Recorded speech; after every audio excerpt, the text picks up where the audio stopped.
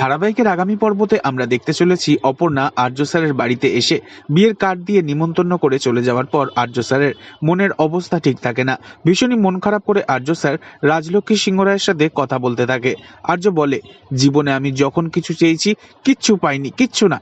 তখন আর্যর চোখে জল দেখে রাজলক্ষ্মী সিংহ রায় দাঁতে দাঁত চেপে বলে ওঠে, এবার আমিও দেখব অপর্ণার এই বিয়ে কি করে হয়।